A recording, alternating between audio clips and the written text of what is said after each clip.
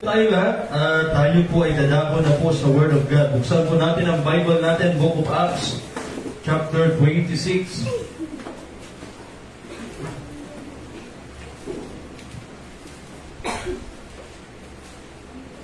Acts chapter 26, at meron tayong ilang mga talatang babasahin ngayong hapon. Babasahin po natin ang kapamaraanan ng Diyos kung paano iniligtas ang isang taong makasalanan ayon sa record ng Biblia. At makikita po natin dito ang kapangyarihan ng Diyos pagdating sa kaligtasan. God's power in salvation. Kapag alam niyo po, kapag hindi natin kinilala na ang kaligtasan natin ay bunga ng kapangyarihan ng Diyos at hindi natin naunawaan po ito, iisipin natin na kathang isip lang o sabi-sabi lang na ligtas tayo at pupunta tayo sa langit. No, pero dito po, makikita po natin ang kamay ng Diyos sa buhay ni Apostol Pablo nung siya po ay hindi paligtas. Ipinahayag niya po dito, siya po ay ligtas na at ipinapahayag niya kung paano siya naligtas. Basahin po natin ang verse number 12 sa Acts chapter 26 verse 12 down to verse number 21. Sige, basahin natin. Medyo mahaba pero basahin natin ang sabay-sabay para makita natin ang buong istorya. Nandiyan na po kayo, amen? Verse number 12, everybody, or Acts chapter 22 verse number 12, everybody read. Whereupon, as I went to Damascus with authority and commission from the chief priest, at midday, O King, I saw in the way a light from heaven, above the brightness of the sun, shining round about me, and then which journeyed with me.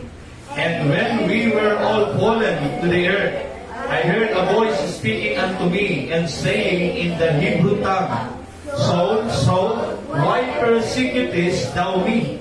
It is hard for thee to kick against the pricks. And I said, Who art thou, Lord? And he said, I am Jesus, whom thou persecutest. But rise and stand upon thy feet, heard unto thee for this purpose, to make thee a minister and a witness, but of these things which thou hast seen, and of those things and the which I will appear unto thee, delivering thee from the people and from the Gentiles, unto whom now I send thee, to open their eyes, and to turn them from the darkness to light, and from the power of Satan unto God, that they may receive forgiveness of sin and inheritance among them which are sanctified by faith that is in me. Whereupon, O King Agrippa, I was not disobedient unto the heavenly vision, but should first unto them of Damascus and at Jerusalem and through all the coast of Judea, and then to the Gentiles, that they should repent and turn to God, and do works meet for repentance. For these causes the Jews put me in the temple and went about to kill me. Ano? Nangaral siya ng salita ng Diyos, pero ang ibang mga tao ay gusto pa rin siyang patayin. Ang ibang mga Hudyo. Si Apostol Pablo po ang nagsasalita po dito. Tayo muna ay manalangin para may maunawaan natin ito. Tayo ay umuwat pumigit, tayo manalangin. Dakilang Diyos, Ama naming banal, makapangyarihan sa lahat. Maraming salamat po sa hapong ito na kami po ay nagsama-sama upang patuloy na pag-aralan ang iyong pong mga salita, unawain ang iyong pong mga salita na may papahayag po sa aming kalagitnaan. O Diyos, mauna po kayo. Pagpalain niyo po ang mga anak niyo po na narito, ang paghayag at pakikinig ng inyong pong mga salita. I-bless niyo po ang bawat isa. Holy Spirit, please, bigyan niyo po ang bawat anak niyo po na narito ng wisdom, ng knowledge, ng understanding, upang ang salita niyo po ay malaya namin maunawaan at matanggap at magamit po namin gabay sa aming pang-araw-araw na pamumuhay. Salamat po Diyos at patawad po sa aming nagawang kasalanan. Ito po ay aming dalangin po sa pangalan ng Panginoong Hesus. Amen. Amen. Makakaupo na po at makinig tayo sa salita ng Diyos. Para may maunawaan tayo. Sabi ko po kaninang umaga, anumang nalalaman natin sa Bible, yan lang po ang pakikinabangan natin. Kahit ang laki ng Bible natin, kahit ang ganda ng Bible natin, mamahalin ang Bible natin, kung hindi naman natin alam ang nilalaman ng Bible natin, hindi rin natin magagamit yan. Amen? Ano man ang nauunawaan natin, yun lang ang maipapabuhay natin. Maraming may Bible, makikita mo, grabe, may Bible, maganda ang Bible, pero ang buhay ay hindi maganda. Amen? Mabait sa loob ng simbahan, pag uwi ng bahay, hindi naman. Natea, naging ka? Dito ang tingin. Tumingin ka sa akin. Pag hindi ka tumingin sa akin, wala kang matatanggap. Amen.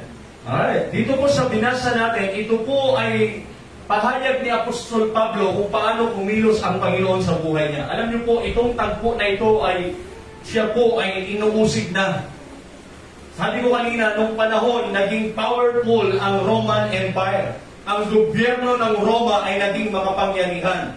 Hanggang sa dumating sa punto na ipinagbawal nila ang pangangaral ng patungkol sa Panginoong Hesus. Pinagbawal. Ang Roma, ang siyang may sakop sa bansang Jerusalem, sa bansang Israel, at hindi lang sa bansang Israel, kundi sa lahat ng narating bansa. Naging powerful ang Roman Empire. Nung panahon ng Panginoong Kristo nagkatawang tao, naalala niyo po kung sino ang nagpako sa krus? Sino ang nagpako sa Panginoong Hesus sa krus? Mga Roman soldier. Sila po ang may sakop, sila po ang may control sa napakaraming nation ng panahon. At dito sa binasa po natin, nandito si Apostol Pablo, siya po ay inuusig na dahilan sa kanyang ginagawang paglilingkod sa Panginoon, dahilan sa kanyang pangangaral ng katotohanan ng salita ng Diyos, pinapangaral niya na ang Panginoong Yesus lamang ang tagapagligtas, ipinapangaral niya na ang pananampalataya sa Panginoong Kristo ay napakahalaga para sa mga mananampalataya, ang pagsunod sa Panginoong Kristo. At dito, makikita po natin, may mga tao na against, kontra sa kanyang ginagawa. Nagtuturo siya ng patungkol sa Panginoon, pero may mga taong galit sa kanya.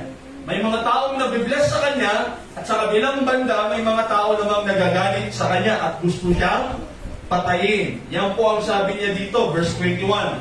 For this causes the Jews caught me in the temple and went about to kill me. Gusto akong patayin. Sabi niya, King Agrippa. Si King Agrippa ay hinarap siya doon ng mga nag-a-accuse sa kanya upang mag-testify kung anong gawain ang meron siya at bakit siya ina-accuse. Bakit siya inaakusahan? Ang sabi niya, verse 19, whereupon, O King Agrippa, I was not disobedient unto the heavenly vision. Hindi ako naging disobedient. Hindi ako naging hindi masunurin sa ipinapagawa ng Diyos sa akin. Ano man ang inireveal ng Diyos sa akin, ayun ang ginagawa ko at yun yung ipinapangaral ko sa mga tao. Ginagawa ko ang kalooban ng Panginoon. I am not disobedient unto the heavenly vision. Ano mang inireveal ng Panginoon sa akin, ano mang sinabi ng Panginoon sa akin, yun ang aking ipinapangaral sa mga tao. Ano sabi ni Paul, ipinakita ko ito first unto them of Damascus. Mula doon sa Damascus, kung saan ako binulag ng Panginoon, kung saan ako tinagpo ng Panginoon, nangaral na ako ng salita ng Diyos. At Jerusalem, and throughout all the coast of Judea. Makikita niyo po, si Apostle Paul ay maraming lugar siyang tinuntahan upang ipangaral ang salita ng Diyos. And then to the Gentiles, alam niyo po yung word, the Gentiles, ito po yung mga nation na hindi kumikilala sa totoong Diyos. Mga tao na kumikilala sila sa Diyos-Diyosan. Gentile nations. Kasama po ang bansa natin dito. Sa Gentile nation. Mga Gentile people po tayo. Sabi ng Bible, that they should repent. Pinangaral ni Paul ang Word of God para ang tao ay magsisi ng kanilang kasalanan at manumbalik sa Panginoon. They should repent and turn to God. Kapagkat din po ang problema ng tao, napahiwalay po sa Diyos, napalayo tayo sa Diyos, bunga po ng kasalanan. At ito po si Apostol Pablo, yan po ang kanyang trabaho. Ipangaral ang salita ng Diyos para yung mga taong makakapakinig, pagsisisihan nila ang kanilang kasalanan at babalik sila sa Panginoon. Muling magkakaroon ng pananampalataya, muling magkakaroon ng relasyon sa Panginoon, muling magkakaroon ng pagtitiwala sa Panginoon ang tao na makakapakinig ng salita ng Diyos na kanyang ipinapangaral. They should repent and turn to God and do works. Hindi lang babalik sa Panginoon, kundi gagawa ng gawain. Meet for repentance. Gagawa ng gawain na magiging patunay na ito na yung bunga ng kanilang pagbalik loob sa Panginoon. Amen? Magaling po tayo. Dapat maintindihan po natin na itong pagsisimba natin, alam niyo po, ebidensya na po ito na tayo ay nagbabalik loob sa Panginoon. Kung dati ay hindi tayo nagsisimba, ngayon nagagawa na natin nagsisimba, ito na po yung patunay na mayroon na pong ginagawa ang Panginoon sa buhay natin. Amen? Yung people, makinig kayo. Walang naglalaro. Makinig. Pangalan ng katabi mo? Rapa. Makinig kayo ni Chuchay. Dito, tingin. Ayos na po. Lovely. Yung pagpunta natin sa church ay pagpapahayag na ito na may ginawa na ang Panginoon sa atin. Nagbunga na fruit of repentance. Works. Meet for repentance. Sapagkat hindi tayo makakagawa ng bagay para sa Panginoon kung wala munang ginawa ang Panginoon sa buhay natin. Amen? Yung pagbasa natin ng salita ng Diyos, yung pananalangin natin, yung paglilingkod natin sa Panginoon, bunga na ito lahat ng ginawa ng Panginoon sa atin. Bunga na ito ng mayroon tayo napakinggan na pangangaral ng gospel at tayo ay nag-repent, tayo ay nagbalik loob sa Panginoon. So sabi ng Apostol Pablo, alam mo, King Agrippa, ito na yung ginagawa ko, ito na yung ipinapahayag ko sa mga tao dito sa Damascus, dito sa Jerusalem, dito sa Judea, dito sa mga nation ng Gentile nation. Gusto pa nila akong patayin. Amen? Ay, ito po ang kalagayan ng isang naglilingkod sa Diyos. Gumagawa ka na ng tama, ikaw pa yung mali. Amen? Dapat nating unawain ang tao sapagkat ang tao ay spiritually blind. Binulag, sabi ng Bible, sabi ni Paul, ang tao ay binulag ng Diyos ng sanlibutan na ito pagdating sa katotohanan. Sino ang Diyos ng sanlibutan? Satan. The God of this world blinded them. So, doon sa mga taong hindi nakapakinig at hindi nanampalataya sa pangangaral ng gospel. Kaya ito po, magkikita po natin napakaganda ng patutuo ni Paul. Paano siya niligtas ng Panginoon at paano siya ginamit ng Panginoon sa gawain. Tingnan niyo po ito. Ang dati niya pong pangalan ay Saul, hindi Paul. Dito sa binasa natin, balikan natin, verse number 12, ang sabi niya dito, whereupon as I went to Damascus with authority in commission from the chief priest.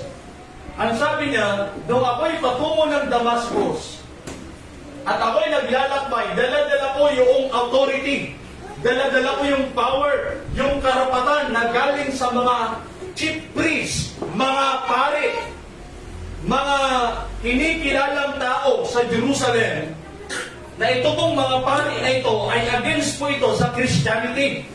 Ang authority na dala-dala ni Paul, mayroon siyang dalang-dalang authority para hulihin ang mga tagasunod ni Kristo, para ikulong ang mga Kristiyano, para pahirapan, para saktan ang mga mananampalataya. Pero makikita po natin dito, ganon ang dahilan bakit pupunta siya ng Damascus.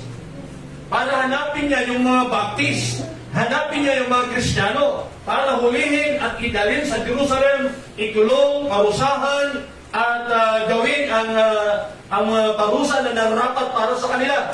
Pero dito makikita po natin, sabi ni Paul, verse 13, at the midday, sa kalagitnaan ng araw, tanghaling tapat. Ang sabi niya, verse 13, at the midday, O King, sa kalagitnaan ng araw, sabi niya, mahal na hari, I saw in the way a light from heaven.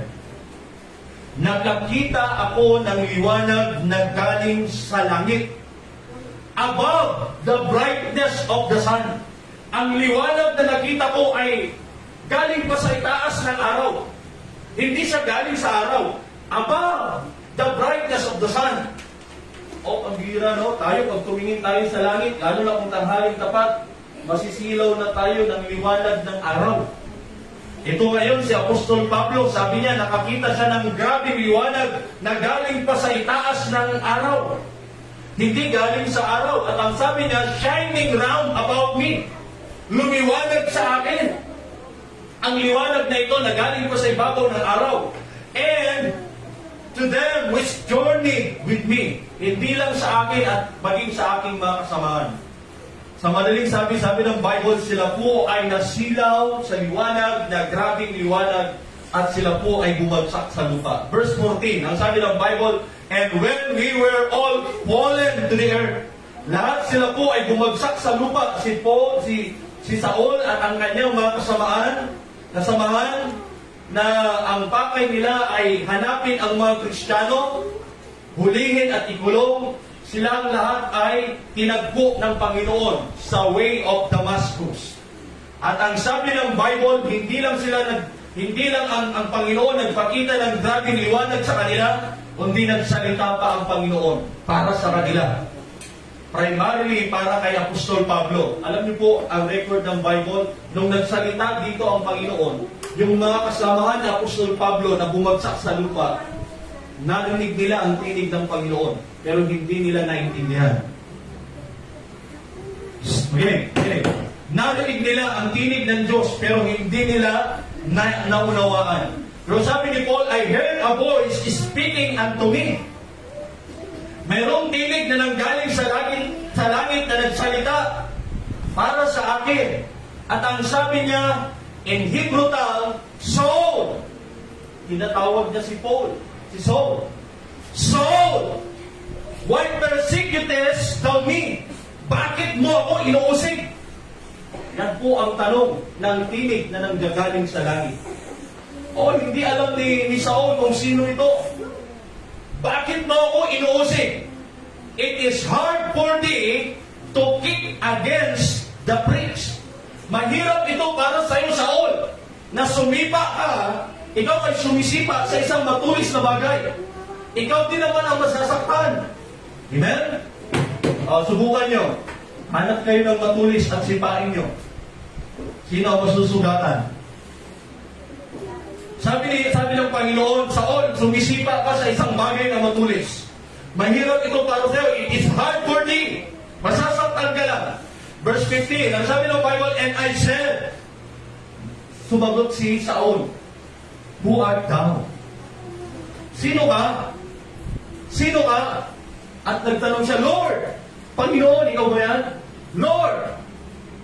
Nakilala ni Paul, Panginoon. Ang Panginoon ito. Kinakausap ako ng Panginoon. Alam niyo po, mula po sa tampong ito, dito po nakakilala si Saul sa Panginoon. O, hirap yung mga Kristiyano na iwin, na sharehan ng gospel. Hirap yung mga apostles na kumbinsin si Saul na maniwala sa Panginoon. Sapagkat, alam niyo po, by history, grabe po ang pagkatao nito ni Saul. Pagdating sa batas ni Moses, siya po ay Pharisee, alam niya po lahat ng nasa Bible. Pero problema po niya, parang si Nicodemus, kaninang umaga. Alam niya ang lahat sa Old Testament, batas na ibinigay ng Diyos kay Moses, pero hindi niya kilala ang Panginoong Jesucristo. Tingnan po natin, ano ba ang sabi ng Bible patungkol kay Saul? Puntahan lang po muna natin ito, para mayroon tayong idea. Sino ba ito si Saul? Sa 1 Timothy chapter 1. 1 Timothy. Sige, buksan po natin. Ito po ang pakilala niya ni Paul sa kanyang sarili.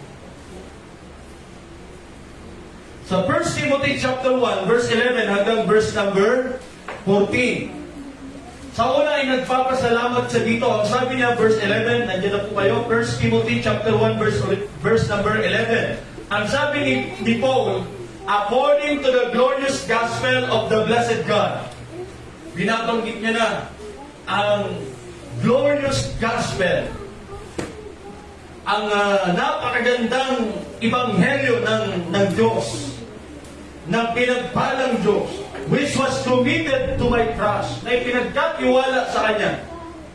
Ang sabi niya dito, verse 12, and I thank Christ, pinasasalamatan ko, I thank Christ Jesus our Lord, who hath enabled me, for that He counted me faithful, putting me into the ministry. Oo, walang ibang naglagay sa akin sa gawain maliban sa Panginoong Jesucristo. Nagpapasalamat ako, hindi ako able, pero ang Diyos ginawa akong able. He enabled me in the ministry. He counted me faithful, putting me in the ministry. Verse 13, dito niya na sinabi kung ano siya. Ano ang kalagayan niya? Sabi niya, who was before? Before ito ako, I am a blasphemer, and a persecutor, and injurious. Tatlo lang po ito, pero grabe ang kasalanan ni Paul. Pero sa tatlong ito, grabe na po ito. Sabi niya, hindi ba ako mapapaniwala para sa Panginoon? Ang word na blasphemy, or blasphemer, pag sinabing blasphemer, ito na yung tao na mayroong pag-uugali. Mayroon siyang attitude ng blasphemy. Ano po yung word na blasphemy? Ito po ay hindi naniniwala sa patungkol sa Panginoong Jesucristo at patungkol sa banal na Espiritu. Maaaring naniniwala siya sa mga law ni Moses, pero pagdating sa usapin na si Kristo na ang pinag-uusapan ay hindi na siya naniniwala. Blasphemer. Pag pinag-usapan ng Holy Spirit, hindi na siya maniniwala. Sabi niya, and persecutor. Ako ay mang-uusig. Lahat ng mga naniniwala kay Kristo ay inuusig ko.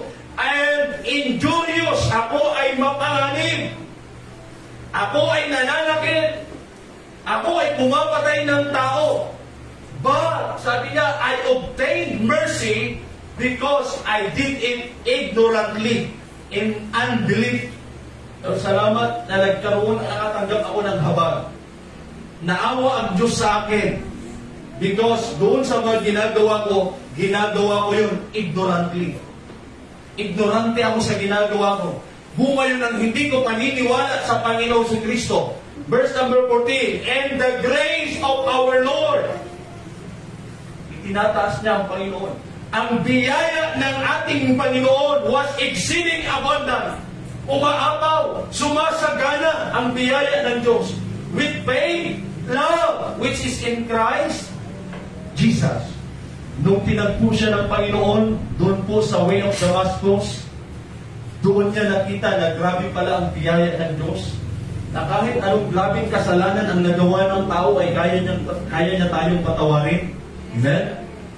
Kaya tayong unawain ng Diyos kahit grabe na nagpakasasaan, nagpakalunod na tayo sa grabing kasalanan, grabe na ang pagkukulang natin sa Panginoon, pero ang biyaya ng Panginoon ay mas grabe pa sa kasalanan na ating nagawa. Amen? Dakila ang biyaya ng Diyos. Amen? At dito po, nakikita niyo po, ipinapahayag niya kay King Agrippa. Ano po ang una dito na kapangyarihan ng Diyos pagdating sa kaligtasan na ipinakita kay Paul? Number one, yung heavenly vision. Because of vision, nagkaroon ng salvation. Amen? Vision. O hindi na siya naniniwala sa mga tao eh. Ang pakiramdam niya, above na siya eh. Ang sabi ng Bible, si Paul ay lawyer, attorney, kung sa atin. May mataas na pinag-aralan. Hebrew of the Hebrew. Pharisee of the Pharisee. Siya po ay natuto kay Gamaliel, kinikilalang rabbi sa Jerusalem. Ang grabe ang talino nito ni Paul. Pero sabi niya, nung ako'y tinagpo ng Panginoon, nung nagpakita ang Panginoon sa akin, wala na akong nagawa. Amen? O maaaring tayo, wala tayong magagawa para sa mga tao. Nakikita natin ng mga tao na grabe ang angat nila, grabe ang pagmamayabang nila sa kanilang sarili dahil mayroon silang pinag-aralan, mayroon silang posisyon, mayroon silang pinagmamalaking kayamanan. Ayaw nilang maniwala sa pinapaniwalaan natin. Pero huwag tayong magsawa. Huwag tayong tumigil sa ating ginagawa. Dahil sa panahon na hindi na natin kaya, diyan makikita natin ang kapangyarihan ng Diyos na yun na yung gagawa para sa kanila. Amen? O, nakikita natin, inuusig ni Paul ang mga Kristiyano. Pero may Diyos, hindi niya alam na ang kanyang inuusig ay hindi pala yung mga Kristiyano, kundi ang Diyos na kanilang pinaglilingkuran. Ang sabi ng Panginoon, nung sumagot si Paul, "Who art thou?" Sino ka? Lord, ikaw ba yan? And he said, ang sabi ng Panginoon, "I am Jesus." Ako si Jesus, whom thou persecutest. Ako si Jesus, ako ang iyong inuusig. Amen? O, magandang makita po natin ito sapagkat tayo Kristiyano, hindi po tayo exempted sa persecution. May panahon na mayroong mga taong uusigin tayo. Tandaan natin na sa panahon na mayroong mang-uusig sa atin, ang inuusig nila ay hindi tayo, kundi ang Diyos na ating pinaglilingkuran. Amen? Nandito si Paul, si Saul, sabi ng Panginoon, "I am Jesus, whom thou persecutest." Sabi ng Panginoon, sige, verse 16, "But," tatawarin na kita, "But," kalilimutan mo na ang iyong mga ginawa, "But rise and stand upon thy feet, for I have appeared unto thee for this purpose." Amen? Makikita po natin, after ng heavenly vision, ang Diyos ay kinausap si Paul at nagbigay ang Diyos ng commission. Paul, ito yung purpose. May ipapagawa ako sa iyo. After na ikaw ay masave, ito ngayon ang tungkulin na gagampanan mo. "I have appeared unto thee for this purpose, to make thee a minister." Amen? Gagawin kitang lingkod ko. Gagawin kitang servant. Gagawin kitang minister and a witness. Ikaw ang magtitestify kung sino ako, sabi ng Panginoon kay Saul. Amen? Naintindihan niyo po, makinig. Mga bata, makinig. Kaya tayo niligtas ng Panginoon dahil may purpose ang Panginoon. Amen? Nasabi ko nga lagi, hindi tayo niligtas ng Panginoon para pag Sunday, mauupo lang tayo sa church, ay tayo ay dagdag bilang lang. O taga-fill up lang ng upuan sa simbahan. No? May purpose ang Panginoon sa atin. Si Paul, niligtas ng Panginoon at ang sabi ng Panginoon, "Kaya ako nagpakita sa iyo dahil mayroon akong ipapagawa sa iyo. Gagawin kitang minister. Gagawin kitang lingkod. Gagawin kitang witness. Ikaw ang magtitestify both of these things which thou hast seen." Dito sa mga bagay na ito na iyong nakita, "And of those things in the which I will appear unto thee." Itong mga nakita mo, Paul, magtitestify ka. I-declare ko ito sa napakaraming tao. At hindi lang ito, mga bagay pa na ipapakita ko sa iyo. Alam niyo po, nung naligtas si Saul at pinalitan ng Panginoon ang kanyang pangalan, ginawang Paul. Nung ang pangalan niya ay ginawa ng Paul, sila po ay kinilalang Apostle Paul. Napakaraming miracle na ang naranasan niya sa kanyang buhay. Napakaraming ipinaranas ang Panginoon ng kamangha-mangha na mangyayari. Pero naranasan niya po sa kanyang buhay nung siya po'y naglilingkod na sa Panginoon. Ipapakita ko ito sa iyo, sabi ng Panginoon. Nagbigay ang Panginoon ng commission. Ito ang gagawin mo. Delivering thee from the people. Ipapadala kita sa mga tao. And from the Gentiles unto whom now I send thee. Verse 18. Ano ang purpose? To open their eyes. Paul, bubuksan mo ang kanilang mga mata sapagkat binulag sila ni Satanas, and to turn them from the darkness to light. Amen? O every time na nakakapakinig tayo ng pangangaral ng salita ng Diyos, binubuksan ng Diyos ang pananaw natin. Dinadala tayo ng Diyos mula sa kadiliman, nililipat ng Diyos tayo sa liwanag. Yan po ang salita ng Diyos, nagdadala ng liwanag sa buhay natin, sa puso at isipan natin. Kailan naging maliwanag sa atin ang langit? Di ba nung tayo inaligtas? Nakapagilig tayo ng pangangaral ng salita ng Diyos dati. Hindi naman, pag tumingin lang tayo doon taas, akala natin, yan na, langit na yan. Dati hindi naman tayo naniniwala sa impyerno. Akala natin, gawa-gawa lang ang impyerno. Pero sa Bible, totoo po ang impyerno. Amen? To open their eyes and to turn them from darkness to light and from the power of Satan. Sabi ng Bible, Paul, sabi ng Diyos, Paul, tatanggalin mo ang tao from the power of Satan at dadalhin mo sila sa kapangyarihan ng Diyos. Amen? O pambira, kaya hindi nila naiintindihan kung ano ginagawa nating paglilingkod sa Panginoon. Sa lugar na ito, yung ginagawa ng gawain ng Panginoon, ang mga tao dito na pinupuntahan natin, tinatanggal natin sila sa power ni Satan at inililipat natin sila sa power ng Diyos. Amen? Sapagkat alam natin, ang kapangyarihan lamang ng Diyos ang makakapagbigay ng kaayusan ng buhay ng tao. Amen? O tayo po, makakapag-testify po tayo nung wala pa tayo sa Panginoon kung gaano tayo sinira ng dyablo. Pinaniwala tayo ng dyablo na masaya ang barkada, masaya ang kaibigan, masaya ang inuman, masaya ang sugalan, masaya ang kasalanan, masaya ang bisyo.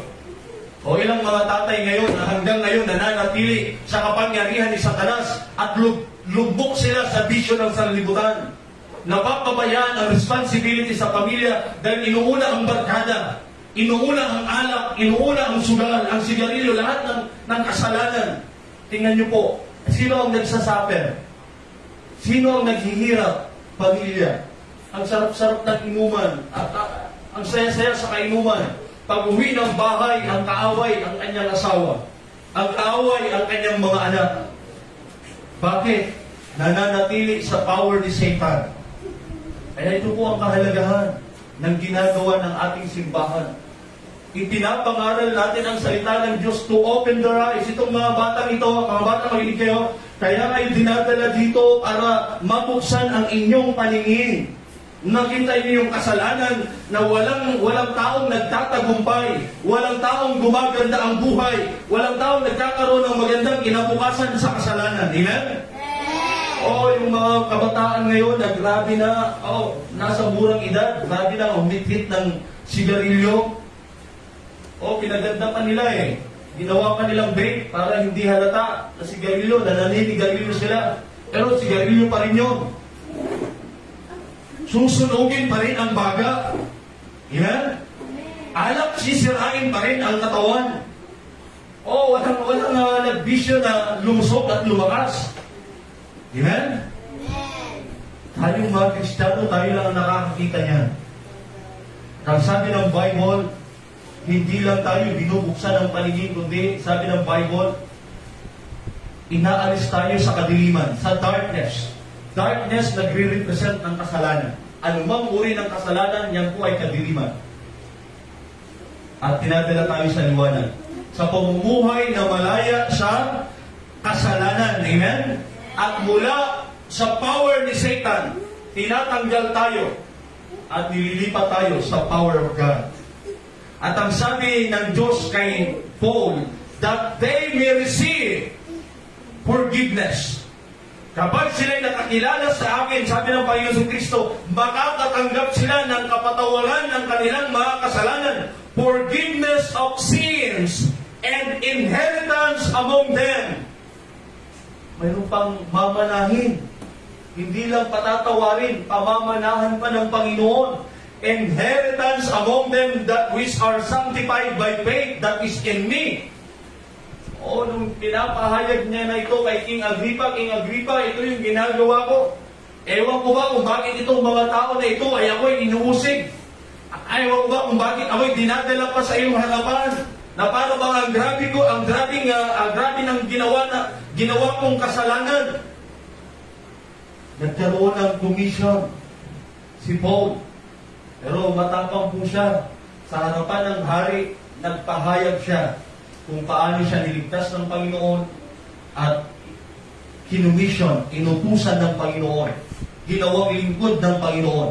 At hindi siya nagdalawang isip na ipakita ang power ng Panginoon pagdating sa pagbabago ng kanyang buhay. Amen? Hindi siya nahiya na sabihin niya, niligtas ako ni Kristo. Hindi lang ako niligtas ni Kristo, binago ni Kristo ang aking buhay. After ng vision, nagkaroon ng commission, and then nagkaroon ng transformation. Na which is napakahalaga, mga kapatid. Bilang Kristiyano, mahalaga na masumpungan ito sa atin. Dapat ang buhay ng Kristiyano may salita ng Diyos, mayroong pagbabago. Amen? Kung luma tayo, na natagpuan tayo ng Panginoon, ang buhay natin parang sirang-sira na at wala ng pag-asa. Pero nung natagpuan tayo ng Panginoon, mayroong pagbabago na mangyayari at patuloy na mangyayari sa buhay natin. Ano sabi ni Paul? 2 Corinthians chapter 5 verse 17. Anong sabi niya? Therefore, if any man be in Christ, if any man, sino mang tao, sino man sa atin ang nakay Kristo na, he is a new creature. Tayo ay bago nang nilalang sa harapan ng Panginoon. Hindi na tayo yung dating tayo. Dahil nakakilala na tayo sa Panginoon, tayo ay new creature. All things are passed away. Lahat ng luma na nasa atin, lahat ng kasalanan, lahat ng impluensya ni Satanas, ay tinanggal na ng Panginoon sa atin. Amen? All things are passed away. Sapagkat wala pong bagay na pangit sa buhay natin na hindi kayang pagandahin ng Diyos. Tandaan mo natin yan. Walang pangit, walang bagay na pangit sa buhay ng Kristiyano. Kung tayo'y Kristiyano na hindi kayang ayusin ng Panginoon, pagandahin ng Panginoon. Amen? All things are passed away. Behold, all things are become new. Walang po ang buhay Kristiyano. Minsan, nilulook down ng maraming tao ang Christianity natin. Na paano bang walang mangyayari dyan? Baptist? Anong gagawin mo dyan? Nagsasayang ka lang ng oras dyan.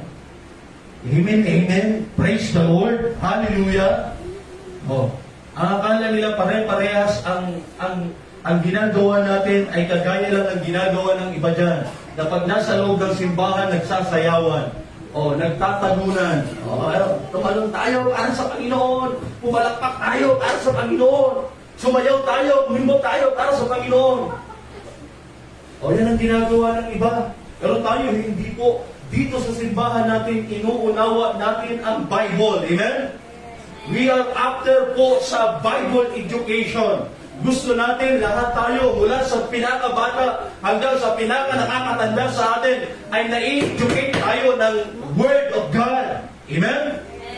Hindi tayo uneducated o hindi po tayo illiterate pagdating sa Word of God. Kailangan natin ang wisdom ng Diyos. Dito si Paul, matapang po siya na ipinapahayag niya ang kanyang sarili. Binago ako ng Panginoon. Wala kayong magagawa. Gagawin ko ang tungkulin na ibinigay ng Diyos sa akin. Kung ano sinabi ng Panginoon, ito ang i-declare ko. Amen? Tingnan po natin. Itong pahayag niya dito sa Romans chapter 1, punta po natin. Bago tayo magtapos. I hope na mayroon tayong natututunan sa Word of God. Tingnan niyo po kung gaano tumapang si Apostol Pablo po dito.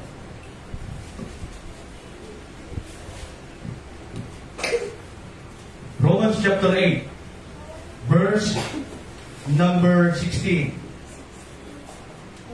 Umpisa natin sa verse 15. Ang sabi niya, so as much as in me is, I am ready to preach the gospel to you that are at Rome.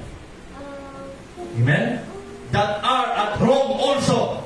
Alam natin, sabi ko kanina na ang Rome, ang Roman Empire, yung po ang powerful empire noong panahon. Ang gobyerno ng Roma ang nakakasakop sa napakaraming bansa. Ang batas ng Roma ang nasusunod. Pero sabi ni Paul, as much as in me, alam kong powerful ang Roman Empire. Alam kong gobyerno nila ang kinikilala sa buong daigdig. Pero I am ready to preach the gospel to you that are at Rome also. Kung tayo lang, ayaw natin, sige, sino gustong pumunta sa North Korea? Pag nakapunta ka doon, Alam natin, ang bansang North Korea ay komunista. Kunting pagkakamali mo nun, papatayin ka. Pero sabi ni Paul, naka-ready ako, nakahanda ako. Verse 16, sabi niya, for I am not ashamed. I am not ashamed of the gospel of Christ, for it is the power of God. Amen? The gospel of Christ, it is the power of God unto salvation to everyone that believeth, to the Jew first and also to the Greek. Pagkikita po natin dito na wala ng ibang pag-asa ang tao para maligtas. Sabi ni Paul, it is only by the power of the gospel, it is the power of God unto salvation. Ano po ang pag-asa ng tao? Dito sa Cagayan, ano ang pag-asa ng tao para maligtas sa impyerno? Kung walang simbahan ng Baptist na matapang na mangangaral ng salita ng Diyos patungkol sa Panginoon Kristo, paano ang mga kababayan natin dito sa Cagayan mapupunta ng langit? Oh, sabi ng iba, gusto daw ng mga Ilocano sa impyerno. Abay, adang-alding dito. Oh. Nandun daw yung kalding. Sarap na naimas, papaitan. Si Satanas pala yung kalding na tinutukoy nila. Gustong-gusto daw ang Ilocano pumunta doon. No, hindi po biro ang impyerno. Kailangan natin ng kagaya ni Apostol Pablo na Kristiyano na ready and not ashamed of the gospel of Christ, na uunawaan na it is the power of God unto salvation to everyone that believeth, to the Jew first, to the Greek, to the Filipino, to the other country. Ang tanging pag-asa nila ay ang gospel ni Kristo. For therein, verse 17, is the righteousness of God revealed from faith to faith, as it is written, the just shall live by faith. O nandito si Apostol Pablo, ipinapahayag niya, mga kapatid. Binago siya ng Panginoon. Tinagpo siya ng Panginoon. O wala na eh. Sagad na yung mga Kristiyano. Wala nang gustong lumapit sa kanya. Alam nila na ang record niya, kapag ikaw ay Kristiyano, nag-share ka ng Bible kay Saul, uhulihin ka niya, ikukulong ka niya, panihirapan ka niya, papatayin ka niya, eh wala nang gustong mag-share ng gospel kay Saul. Pero hindi sila nawala ng pag-asa. Kapag totoo ang kasabihan, hindi natutulog ang Diyos. Amen? Ang Diyos ay nakatingin sa kanyang mga anak. Kung paano sinabi ni David, though I walk through the valley of the shadow of death, lumalakad man ako sa landas ng kamatayan, hindi ako matatakot. I will fear no evil, for Thou, Panginoon, Thou art with me. Amen? Kasama kita, Panginoon. O, pambira, sino ang hindi pwedeng maligtas? Kung talagang desire natin na maligtas ang ating pamilya, ang ating mga mahal sa buhay, walang matigas. Amen? Ilapit natin sa Panginoon. Kung naisip natin, hindi ko na kaya, itong anak ko, grabe na ang pagyayaya ko nito, grabe na ang pakikiusap ko nito, grabe na ang pakikipagkasundo ko nito, sumama ka sa simbahan, makinig ka ng salita ng Diyos, kilalanin mo ang Panginoong Hesus, talagang ayaw talaga. Ito, asawa ko, ayaw talagang maniwala sa Panginoon. Diablo pa sa lahat ng diablo. Pero huwag tayo mawawala ng pag-asa. Amen? Makapangyarihan ang ating Diyos. Apostol Pablo niligtas ng Panginoon sa pamamagitan ng vision. We believe that the Word of God is the complete vision and revelation of God para po sa atin. Kaya by the power of the Word of God, maliligtas ang mga taong hindi ligtas. Huwag lang tayong tumigil, mga kapatid. Inuusik ang pananampalatayang Baptist, pero tuloy lang po tayo. Huwag nating pagsasawaan itong mga kabataan sapagkat sila ang pag-asa ng bayan natin kung sila ay makakakilala sa totoong Diyos. Amen? O yung kunwari, mga matatalinong kabataan ngayon, tingnan nyo po, matatalinong kabataan ngayon, nag-aral sa mga kilalang school, sino po sila pagka-graduate? Mga rebelde ng bansa, rebelde ng gobyerno natin. Yan ang nire-raise ng mga kilalang eskwelahan. Pero mga kapatid, ang simbahan, nagre-raise tayo ng mga kabataan na kumikilala sa Diyos na isang araw magiging blessing sa bansa natin hindi magiging rebelde, kundi magiging tulong sa bansang Pilipinas. Amen? Maganda yung kinanta ni Gilya kanina. Pilipinas ang aking bayan. Ito ang aking lupang sinilangan. Kung mayroon mang magmamahal sa Pilipinas, dapat tayong mga Pilipino. Amen? Pero tingnan niyo po ang mga Pilipino ngayon. Nag-aaway-away. Oh. Sa gobyerno natin, magulo. Korupsyon. Gusto ng Pangulo natin, mapaayos yung bansa natin, maiwasan yung pagbaha. Anong ginawa ng mga nasa katungkulan? Ibinulsa ang para sa proyekto na para mabawasan ang pagbaha sa bansang Pilipinas. Oh. Bumaha pa rin. Yung bulsa rin nila, bumaha din. Oh. Sino ang gagamitin ng Panginoon kung hindi tayo magkakaroon ng tapang na maglingkod at mangaral ng salita ng Diyos? Amen? Tandaan natin, every time na naglilingkod tayo sa Panginoon, nasa atin ang kapangyarihan ng Panginoon. Sabi ng Panginoon, I will never leave thee nor forsake thee. Lo, I am with you always, even unto the end of the world. Yan po ang buhay Kristiyano. Nasa kamay tayo ng Diyos. Hindi niya tayo iiwanan, hindi niya tayo kailanman pababayaan. Minsan iniisip natin na nagkukulang tayo, nawawalan tayo, nagkakaroon tayo ng problema, nagkakaroon tayo ng karamdaman na para bang walang ginagawa ang Diyos sa atin. No? Mayroong itinuturo ang Diyos sa atin. Kaya pakiramdaman natin, maging aware tayo. Kinakalabit na pala tayo ng Panginoon. O anak, tama na yan. Hindi ka para dyan. Ayaw pa nating makinig. Amen? Ayaw pa nating sumunod. Anak, young people ka pa lang. Mayroon pa akong mahabang plano sa iyo. May maganda pang purpose ako para sa iyo. Huwag mong sirain ang buhay mo sa barkada. Huwag mong sirain ang buhay mo sa bisyo. Sumunod ka sa iyong magulang. Magpasakop ka sa authority na meron ka. Amen? Young people? Yan po ang nawawala ngayon. Sa loob ng tahanan, ang siga, mga kabataan. Ang tatay at nanay na ang pinapasunod. No, mga kapatid? Young people, makinig kayo. Hanggat kayo ay nasa bubong ng inyong mga magulang, ang karapatan nyo ay sumunod at magpasakop. Walang sigang anak sa loob ng tahanan. Kung mayroon mang kikilalaning authority sa loob ng tahanan, ay hindi yung anak, kundi yung tatay. At katuwang niya yung nanay. O sila ang authority. Kung ayaw mong magpasakop sa authority ng iyong magulang, bukas ang pinto, lumayas ka. At sundin mo ang sarili mo. Kapagkat hindi ka i-bless ng Panginoon, kung hindi ka marunong sumunod sa iyong magulang, yan dito. Amen? Ngayon na meron tayong natutunan. Yan po ang mensahe ng Panginoon. Si Paul, hindi sinukuan ng Panginoon. Si Saul, hanggat hindi siya naging Paul, hindi siya sinukuan ng Panginoon. Salamat na hindi rin tayo sinukuan ng Panginoon. Mula sa ating kalagayan, niligtas tayo ng Panginoon at tayo ay nagkaroon ng pag-asa ng buhay na walang hanggan. Tumayo tayo lahat at lumapit tayo sa Panginoon. Magipag-usap tayo sa Panginoon. Samantalahin natin, linggo ngayon, araw ito ng Panginoon. Hindi busy ang Panginoon na hindi tayo niya pakikinggan. Pakikinggan tayo ng Panginoon. Lalo-lalo na nandito tayo sa simbahan. Tayo po ay manalangin. Dakilang Diyos na manaming banal, makapangyarihan sa lahat.